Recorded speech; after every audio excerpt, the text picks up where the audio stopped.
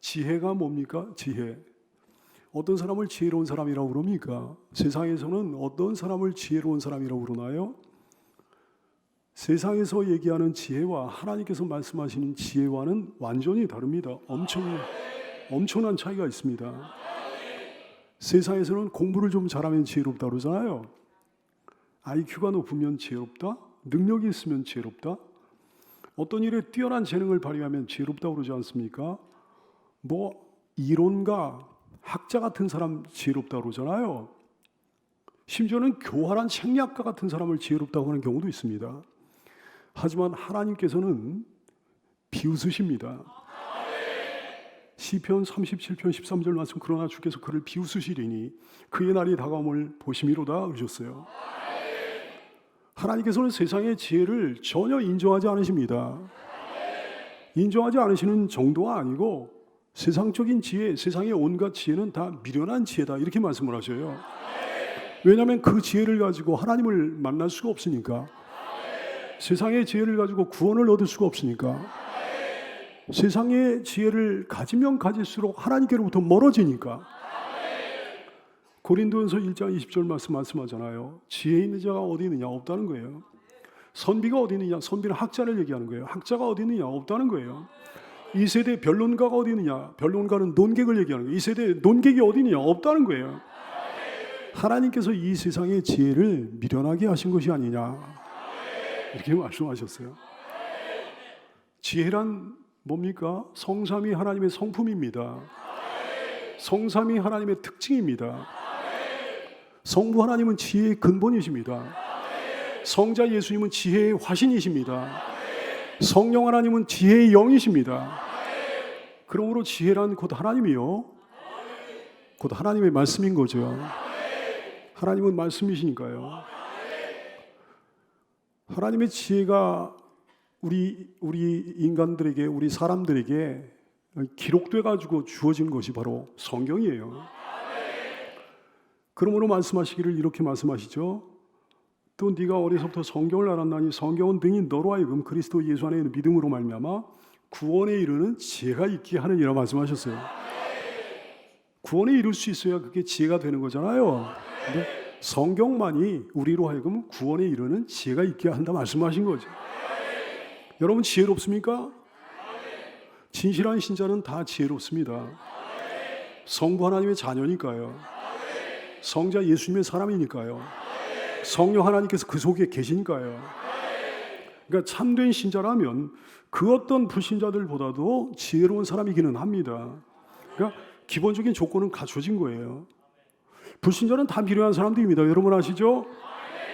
가장 중요한 거를 전혀 모르는 거예요. 하나님의 창조를 몰라요. 이 세상이 어떻게 지어졌는지, 자기가 세상에 어떻게 나왔는지 전혀 모릅니다. 구원을 모릅니다. 어떻게 하면 구원을 받게 되는지 전혀 몰라요. 천국과 지옥을 모릅니다. 영생과 영벌을 모릅니다. 천국과 지옥을 모르면 지옥 가거든요. 영생과 영벌을 모르면 영벌을 받거든요. 그러므로 시편 14편 1절 말씀하는 거예요. 어리석은 자는 그의 마음에 이르기를 하나님이 없다 하는도다. 하나님이 없다고 하는 사람이 미련한 사람이 어리석은 사람이다 말씀하시는 거예요. 그들은 부패하고 그 행실이 가증하니 선을 행하는 자가 없도다 그러셨어요. 세상의 모든 사람들 중에 선을 행하는 자가 한 사람도 없다는 사실을 기억하는 여러분들 되시기를 축원합니다. 의인은 없나니 하나도 없다 그러셨어요. 의인이 만약에 있다고 한다면, 선을 행하는 사람이 있다고 한다면 예수님이 필요 없죠. 선을 행하는 사람이 하나도 없다 그랬어요. 의인은 하나도 없다 그랬어요. 잘난 척 할 뿐이지, 의로운 척 할 뿐이지. 아인슈타인은 어떻습니까? 아인슈타인은 지혜가 있잖아요? 아니요. 어리석은 사람이에요. 스티븐 호킹은 어떻습니까? 지혜로운 사람 아니에요? 아니에요. 어리석은 사람이에요. 여러분이 존경하는 신앙 밖의 어떤 인물들 가운데 여러분이 존경하는 어떤 인물은 어리석은 사람이에요. 어리석은 사람을 존경하고 있는 거죠. 여러분은 그들에 비해서 훨씬 더 지혜롭습니다. 가장 중요한 것을 다 알고 있으니까요. 잠언서 9장 10절 말씀합니다. 여호와를 경외하는 것이 지혜의 근본이요, 여호와를 경외하지 않으면 지혜의 근본도 없는 사람이에요. 거룩하신 자를 아는 것이 명철이라고 하셨어요. 그러니까 예수님을 모르면, 하나님을 모르면 명철이 전혀 없는 어리석은 인생이죠. 여호와를 경외하면 경외할수록 지혜로워집니다. 그전에는 뭐 이런 분들이 시골 교회에 많았는데요. 시골 촌구석에 있는 교회를 갖다 평생 섬긴 연세 많은 노 권사님, 초등학교도 못 나왔어요. 초등학교도 못 나온 권사님들 옛날에 교회 시골 교회 많았어요. 글도 몰라요. 그래서 찬송과 성경을 읽을 줄 모릅니다. 동네 밖으로 벗어나본 적이 없어요. 그래서 세상 물정 하나도 몰라. 근데 아인슈타인보다 훨씬 더 지혜로운 분이죠. 스티븐 호킹과는 비교도 안 되게 지혜로운 거죠. 모든 걸 다 알잖아요. 중요한 건 다 알잖아요. 세상이 어떻게 만들어졌는지, 자기가 세상에 어떻게 나왔는지, 모든 것들 경영하신 분이 누군지, 어떻게 해야 구원받는지, 일평생 여호와를 경외하는 삶을 살았기 때문입니다. 그러나 여러분이요, 여기에 만족하면 안 돼요. 우리는 더 지혜로워져야 됩니다.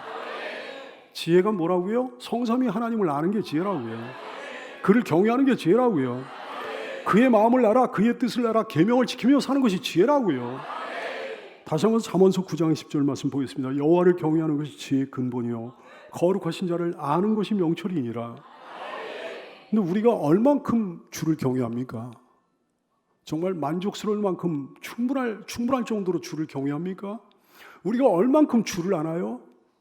이제 더 이상 뭐 주님을 알아갈 필요가 없을 정도로 그렇게 주님을 많이 알고 있나요? 아니요. 아직 멀지 않았습니까? 주를 더 많이 경외해야 되는 거죠. 주님을 더 많이 알아가야 되는 거죠. 그러므로 지혜를 더 많이 사모해야 되는 거죠. 지혜의 소망, 지혜의 소원, 지혜의 욕심이 여러분에게 가득하게 되기를 축복합니다. 그러려면 자기 스스로 지혜가 부족하다는 사실을 인정하고 자각해야 되는 거죠. 야고보서 1장 5절 말씀, 너희 중에 누구든지 지혜가 부족하거든 모든 사람에게 후히 주시고 꾸짖지 아니하신 하나님께 구하라 그리하면 지혜를 주시리라 하셨어요. 어떤 사람이 지혜를 하나님께 구하는 겁니까? 지혜가 부족한 사람이요. 근데 더 정확히 말하면 자기가 지혜가 부족하다는 것을 깨달은 사람을 얘기하는 거예요. 여러분은 어떻습니까? 그걸 깨달았나요? 지혜가 충분한 사람은 지혜를 구할 필요가 없고 지혜가 부족한 사람은 지혜를 구하라는 말씀이 아닙니다. 세상에 지혜가 충분한 사람은 하나도 없다고 그러시는 거예요. 너희는 모두 다 지혜가 부족한 사람이다 그러시는 거예요. 그것을 깨닫지 못한, 그것을 자각하지 못하는 교만하고 미련한 사람은 어차피 하나님께 지혜를 구하지 않겠지만 그것을 깨달은, 그것을 자각한 겸손하고 지혜로운 사람은 지혜를 달라고 하나님께 구하며 살라는 거예요. 대표적인 케이스가 솔로몬입니다. 솔로몬처럼 여러분도 스스로 지혜가 부족하다는 사실을 자각하고 인정하는 성도가 되기를 축원합니다. 지혜가 없이는요 한 발자국도 앞으로 나가질 못합니다. 우리 인생이 외길이 아니거든요. 조금만 가다 보면 갈림길이 나와요. 조금만 가다 보면 이정표가 또 나와요. 조금만 가다 보면 기로에 서요. 어떤 길로 들어서야 될지, 뭘 선택하면 좋을지, 누구를 선택하면 좋을지, 어떻게 행동해야 되지, 어떻게 말하면 되지, 어떻게 살아야 되지, 하나님 뜻이 뭐지? 하나님이 그때그때마다 사실령같이 나타나셔가지고 일러주십니까? 아니요. 그러니까 지혜가 필요한 거예요. 지혜로운 사람은요 우리 인생에 있어서 그 어떤 것보다 부귀 영화 권세 영예 뭐 지식 어떤 것보다도 정말 그 어떤 것보다도 지혜가 중요하다는 것을 아는 거예요. 질문 한번 할까요? 인류 역사상 가장 지혜로운 사람이 누굽니까? 지혜의 화신이요 사람 중에 솔로몬 아니겠어요? 근데 인류 역사상 지혜에 대해서 제일 갈급했던 사람이 누구였습니까? 역시나 솔로몬이에요. 솔로몬이 어떻게 해서 그렇게 지혜로운 사람이 됐습니까? 하나님이 지혜를 주셨으니까요. 근데 어떻게 해서 하나님께서 솔로몬에게 지혜를 주시게 된 겁니까? 솔로몬이 하나님께 간절히 기도했으니까요. 지혜를 달라고 간절히 애절히 구했으니까요. 근데 솔로몬이 그러면 왜 하나님께 그렇게 지혜를 간절히 구한 겁니까? 이게 포인트예요. 왜 그렇게 간절히 구한 거예요? 자기가 지혜롭지 않다고 판단했으니까요. 자기가 우매하고 미련하다고 판단했으니까요. 그렇다면 솔로몬이 가장 지혜로운 사람이 된 근본적인 이유가 뭐겠습니까?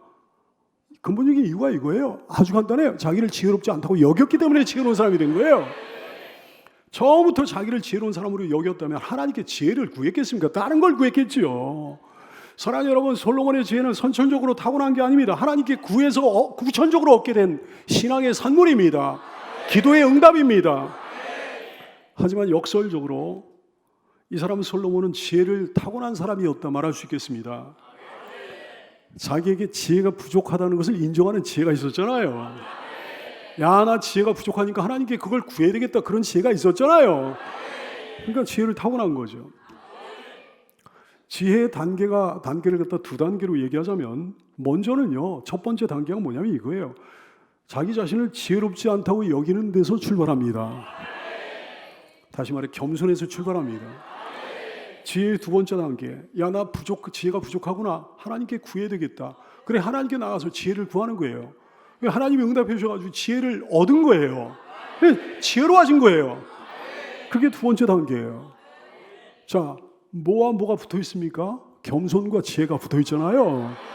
겸손과 지혜는 쌍둥이 같은 거예요. 겸손과 지혜는 최고의 듀오가 되는 거예요. 여러분 겸손합니까? 그러면 지혜로운 거예요. 얼만큼 겸손합니까? 많이 겸손하여 많이 지혜로워지게 되기를 축원합니다. 솔로몬 보세요. 최고의 겸손이 최고의 지혜를 낳지 않았어요?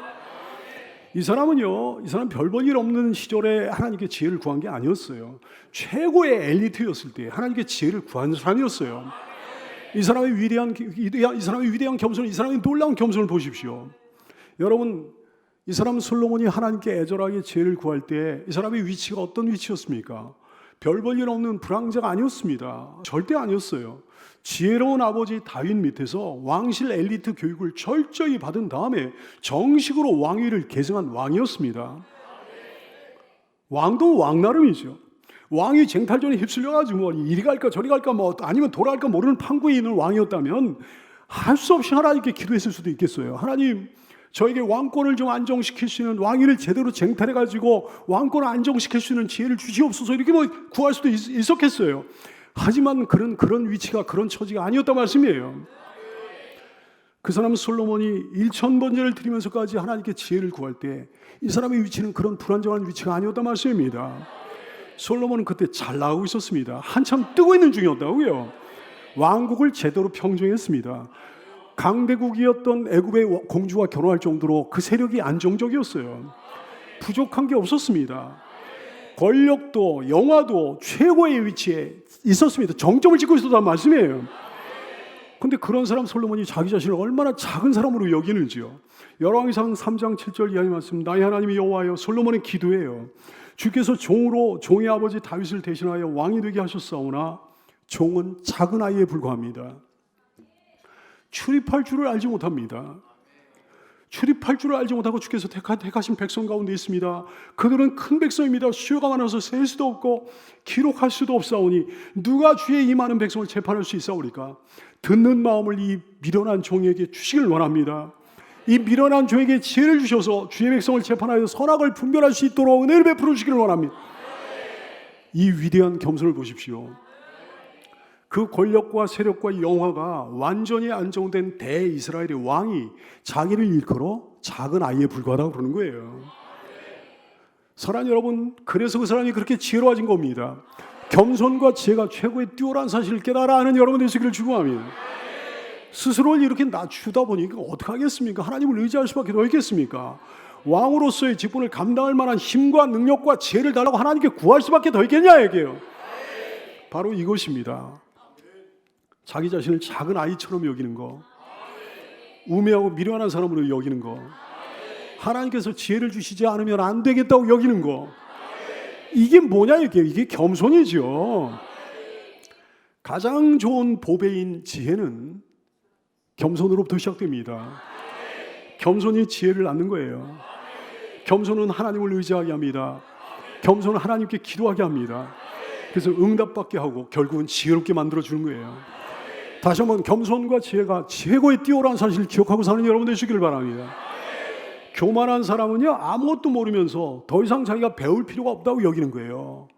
그래서 우리 교회는 없지만 다른 교회 가면요, 교회 오래 다니는 사람들 가운데 말씀 아예 안 들으려고 하는 사람들 한둘이 아니에요. 자기가 지혜롭다고 여기는 거, 다 안다고 여기는 거, 아무것도 모르면서 말이죠. 하나님은 분노하십니다. 로마서 1장 21절 이하의 말씀, 하나님을 알되 하나님을 영화롭게도 하냐며 감사하지도 아니하고 오히려 그 생각이 험하여지며 미련한 마음이 어두워졌나니 스스로 지혜 있다 하나 어리석게도 했다 그랬어요. 로마서 12장 16절 말씀합니다. 서로 마음을 같이 하여 높은 데 마음을 두지 말고 도리어 낮은 데 처하며 스스로 지혜 있는 체 하지 말라고 그러셨어요.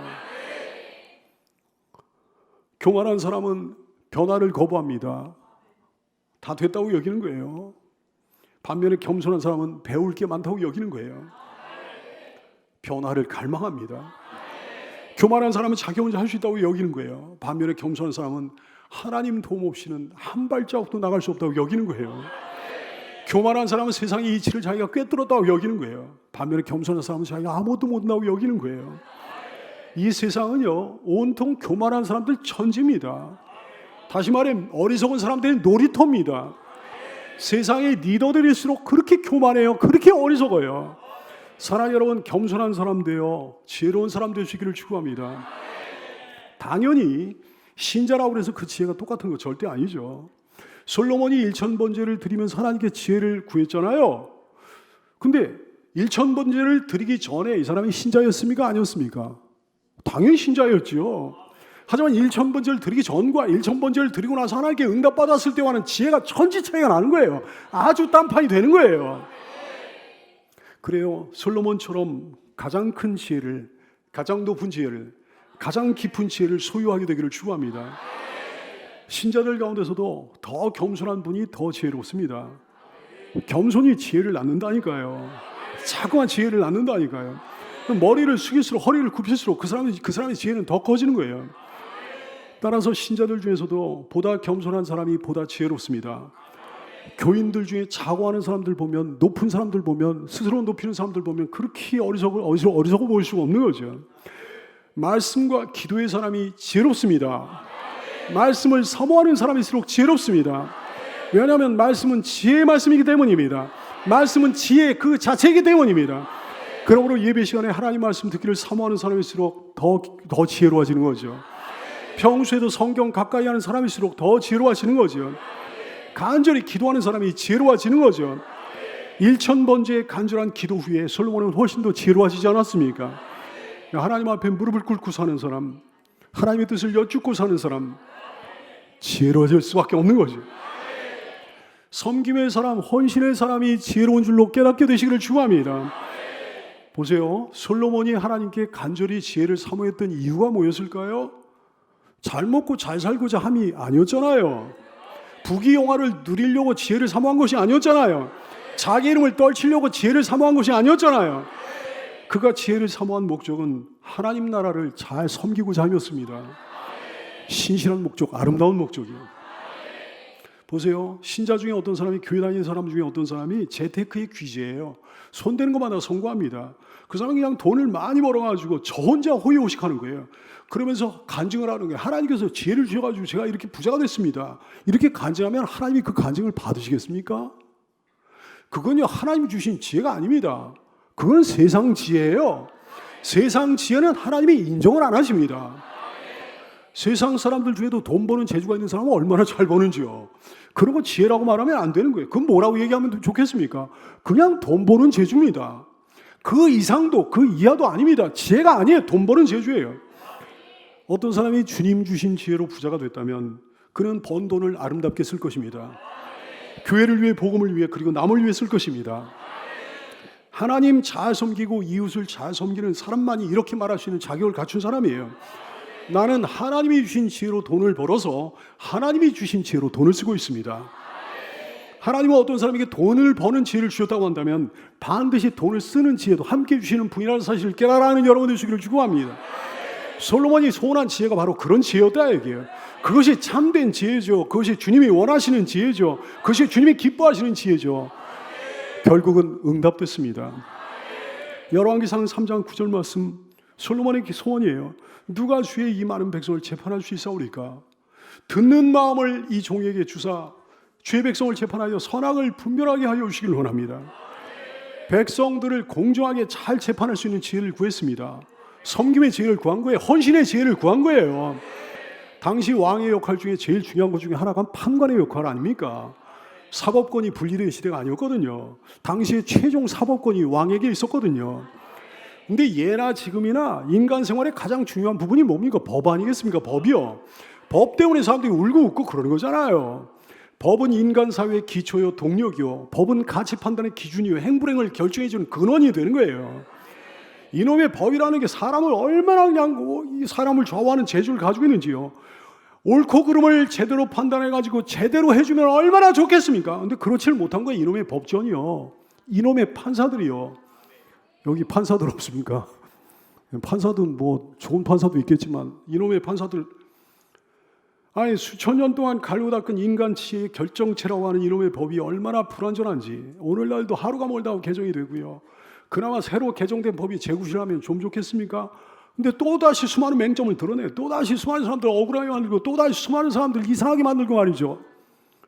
그러므로 선량한 사람들은 마음속으로 다들 소원하는 거예요. 옳고 그름이 정확하게 구별되는 세상이 있다면, 그런 법이 있다면 그런 세상은 살맛나는 세상이 아니겠는가? 이 땅에서는 참 이루어지기 어렵습니다. 근데 솔로몬이 바로 그걸 소원했다는 거예요.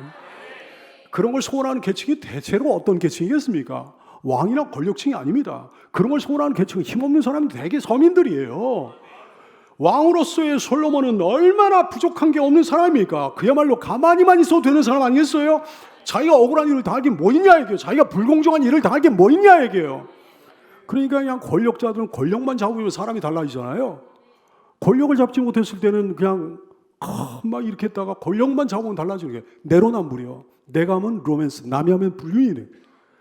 솔로몬은요 그렇지 않았습니다. 솔로몬이라고 하는 권력자는 공정한 판결을 그렇게도 소원했던 거예요. 법이 바로 세워지기를, 법이 바로 집행되기를, 억울한 일을 당하는 사람이 없기를 그렇게도 소원했던 거예요. 왜요? 사랑 때문에, 섬김의 소원 때문에, 헌신의 소원 때문에. 바로 이것입니다. 이것이 하나님의 뜻이었습니다. 이 지혜로운 왕 솔로몬을 통해 하나님 나라가 구현되고 하나님의 정의가 구현되고 하나님의 사랑이 구현되는 것, 그게 바로 하나님의 뜻이었습니다. 그래서 하나님이 그 사람의 기도에 그토록 기뻐하시고 응답하셨을 뿐만 아니라 구하지 않은 다른 것까지도 더불어 주셨던 거죠. 무슨 지혜를 구해야 되겠습니까? 이런 지혜를 구해야 되는 거죠. 하나님께서 주신 직분을 잘 감당할 수 있는 지혜를 구해야 되는 거죠. 하나님을 잘 섬길 수 있는 지혜를 구해야 되는 거죠. 다른 사람을 잘 섬길 수 있는 지혜를 구해야 되는 거죠. 세상 속에서 그리스도인답게 살아가지고 하나님께 영광 돌릴 수 있는 지혜를 구해야 되는 거죠. 사람들을 옳은 대로 돌아오게 할 수 있는 지혜를 구해야 되는 거죠. 교회를 부흥시킬 수 있는 지혜를 구해야 되는 거죠. 하나님을 기쁘시게 할 수 있는 지혜를 구해야 되는 거죠. 이것이야말로 하나님 마음에 합한 기도가 된다는 말씀이죠. 이렇게 그의 나라와 그의 의를 먼저 구할 때 모든 것을 더해 주신 하나님이십니다. 이런 기도를 하고 이런 지혜를 하나님께 구할 때 하나님은 크게 기뻐하시면서 여러분에게도 이렇게 말씀해 주실 거예요. 솔로몬에게 하신 말씀을, 솔로몬에게 하신 축복을 여러분에게도 해 주실 겁니다. 야, 네가 이것을 구하는구나. 자기를 위하여 건강과 장수도 구하지 아니하고, 건강도 장수도 구하지 아니하고, 자기를 위하여 돈과 재물도 구하지 아니하고, 자기를 위하여 명예와 자랑도 구하지 아니하고, 오직 교회 직분을 잘 감당하고 나를 잘 섬기고 다른 사람을 잘 섬길 수 있는 지혜를 구하였은즉, 세상 속에서 그리스도인답게 살아서 하나님께 영광 돌릴 수 있는 지혜를 구하였은즉, 사람들을 옳은 대로 돌아오게 할 수 있는 지혜를 구하였은즉, 교회를 부흥시키는 지혜를 구하였은즉, 내가 네 말대로 하여 네게 지혜롭고 총명한 마음을 주노니 너의 전에도 너와 같은 자가 없었거니와 너의 후에도 너와 같은 자가 일어남이 없으리라. 내가 또 너의 구하지 아니한 부와 영광도 너에게 주노니 모든 사람들 중에도 너와 같은 자가 없을 것이라. 지혜만 주신 게 아니라 부도 주셨고 영광도 주신 거예요. 그러므로 우리의 최고 최선의 기도 제목은 이것이어야 됩니다. 이 기도 제목이어야 됩니다. 하나님, 저는 미련하고 어리석습니다. 왜 이렇게 미련한지요? 왜 이렇게 어리석은지요? 왜 이렇게 제대로 못하는지요? 불쌍히 여기셔서 지혜를 주시기를 바랍니다. 하나님을 제대로 섬기고 하나님께 영광 돌리고 하나님께 기쁨을 드리고 이웃을 섬기고 교회를 섬기며 복음을 섬기고 세상을 섬기는 지혜를 주시기를 원합니다. 하나님 반드시 주십니다.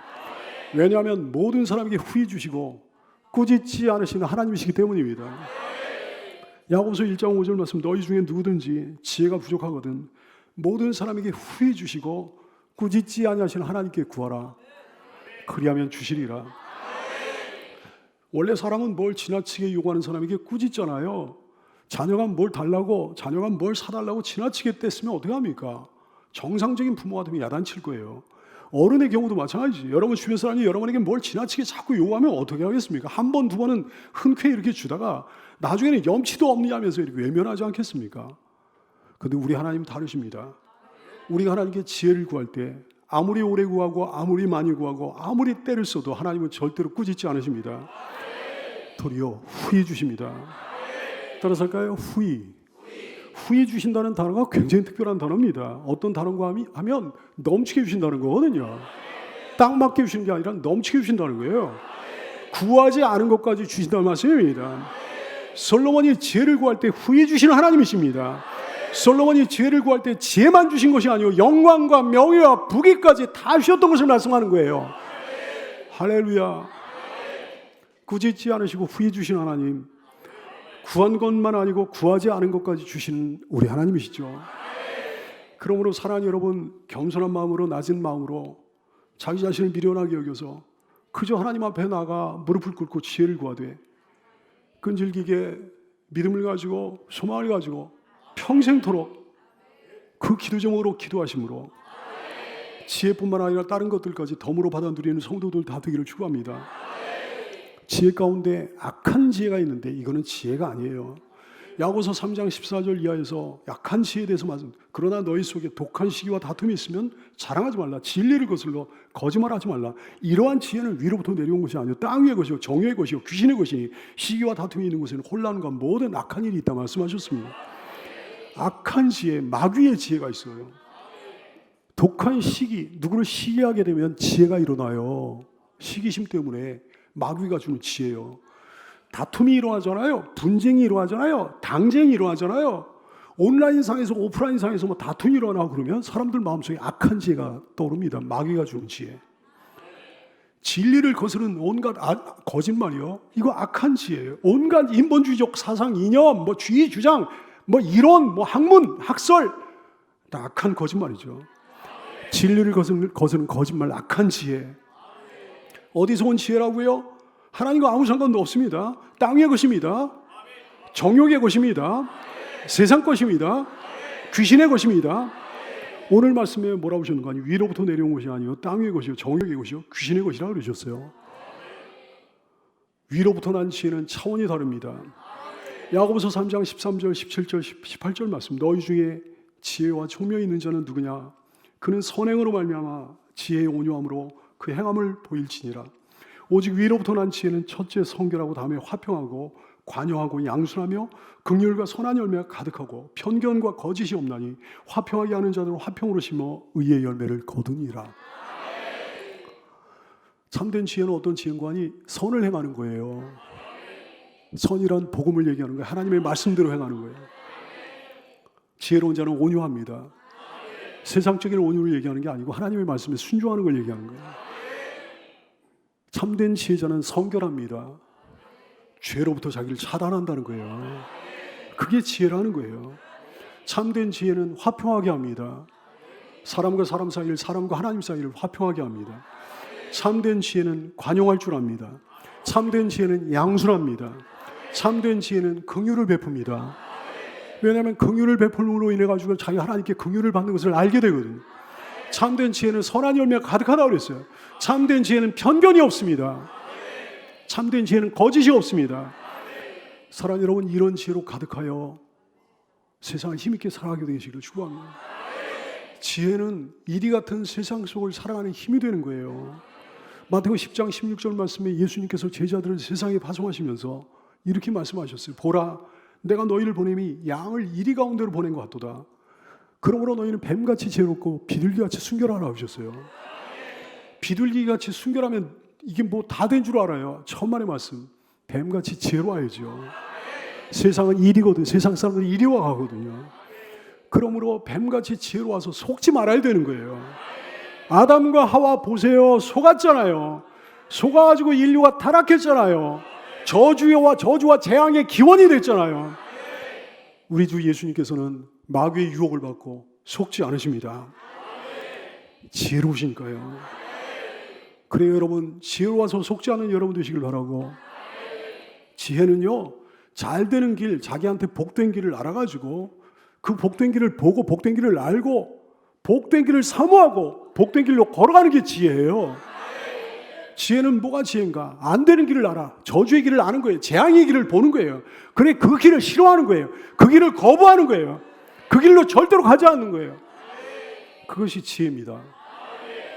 세상 사람들은 어떨까요? 타 종교인들은 어떨까요? 타 종교인들은 그걸 몰라요. 그걸 보질 못해요.